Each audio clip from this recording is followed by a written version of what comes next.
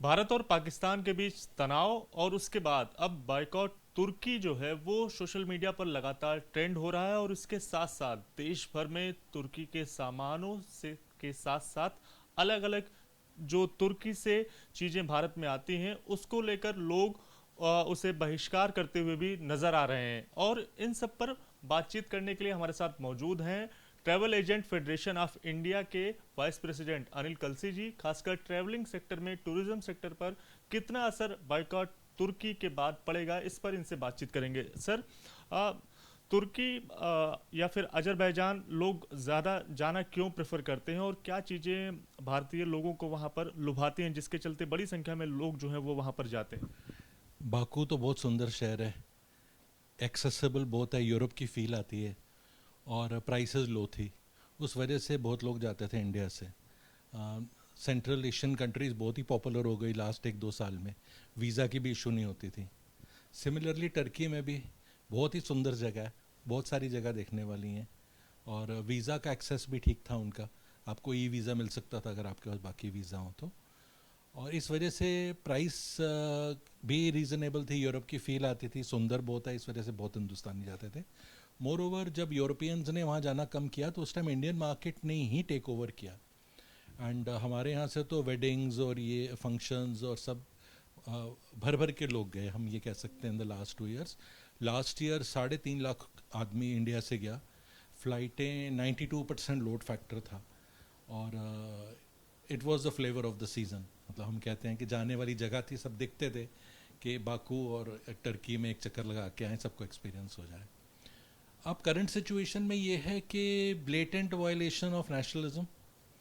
आप कंट्री में इतना हमारे साथ खड़े नहीं होंगे, हमारे खिलाफ बोलेंगे, इतनी बड़ी बात हो गई पहलगाम में और आप कहेंगे कि हम पाकिस्तान के साथ हैं, तो ये एक्सेप्टेबल नहीं है। देखिए कोई भी, हम हिंदुस्तानी हैं, हमारे लिए देश सबसे पहले है।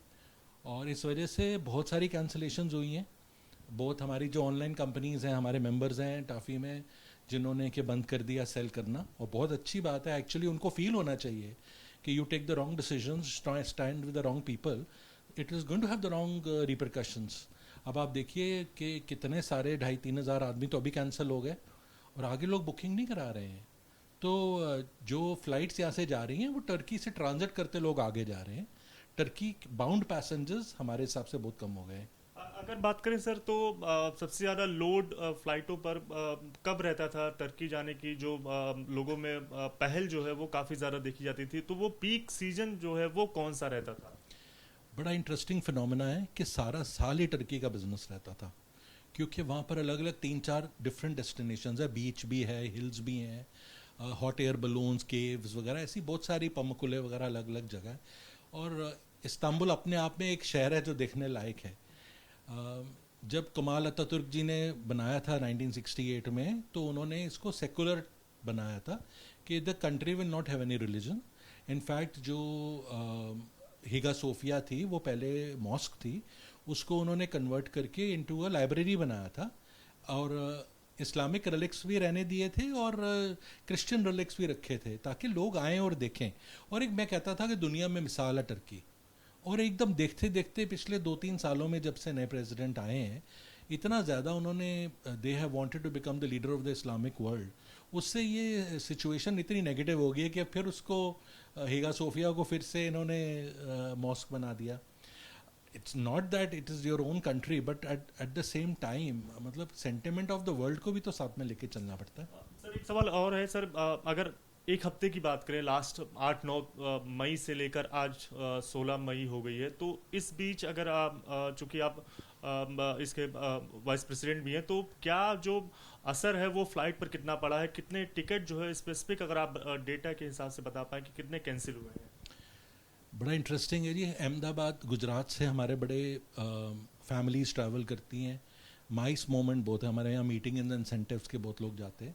और जो मेरे पास रिपोर्ट्स हैं उसके तक लोगों ने माइस, बहुत बड़ी बड़ी कंपनीज़ ने अपने माइस मोमेंट कैंसिल कर दिए हैं।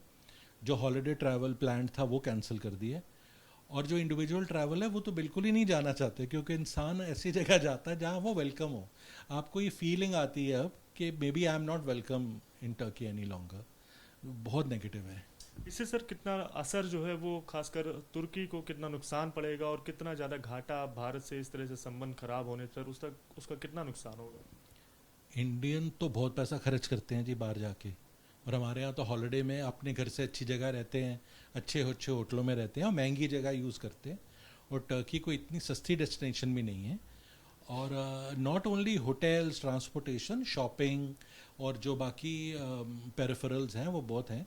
तो मिलियंस ऑफ डॉलर्स का उनका नुकसान होगा। They will feel the heat, you know, there is no question of that. हमारे देश में ये बड़ी है कि हम सब इकट्ठे हैं और हम चाहते हैं कि देश का भला हो और हम सब इकट्ठे रहें। और ज़रूरी नहीं है कि आपने कहीं घूमने जाना है तो उसी देश में जाया जाए जो हमारे अगेंस्ट काम करता है।